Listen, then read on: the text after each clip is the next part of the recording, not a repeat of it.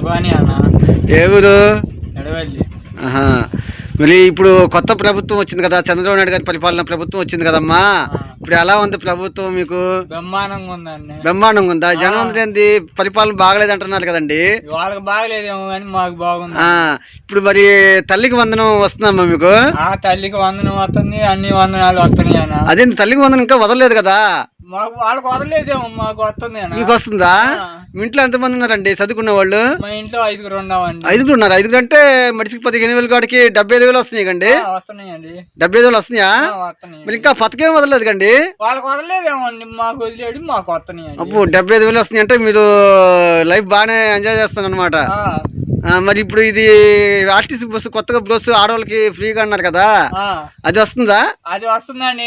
మక్కాయి వాళ్ళు అందరు దాంట్లోనే పోయి వస్తున్నారు, మిరగాయలు కోసే వాళ్ళు ఊరికి గానీ ఎక్కడికైనా గానీ దాంట్లోనే వస్తున్నారండి. మీ ఇంటికే వస్తుంది బస్సు? ఇంటికే వస్తుందండి. ఏందండి అసలు పథకం వదలలేదు కండి మీకు? మాకు వస్తుంది కదండి. ఏందండి మరి అట్లా మాట్లాడమాకండి. ఒకళ్ళతోటి మాకు అనవసరం అండి, మాకు వస్తుంది, ఇంటికాడికే వస్తుంది బస్సు. ఎక్కించుకొని పోతున్నారు, తీసుకొని వస్తున్నారు, తిరుగుతున్నారు, ఇంకా అదేనండి. అంటే ఇంట్లో ఆడవాళ్ళు వెళ్ళిపోతున్నారు ప్రయాణం చేస్తూ ఫ్రీ బస్ లో. ఫ్రీ బస్సు దిగులు లేదండి, ఇబ్బంది లేదు, వస్తుంది, తీసుకెళ్తుంది. అంతా బాగానే ఉందంట పరిపాలన? బాగానే ఉందండి.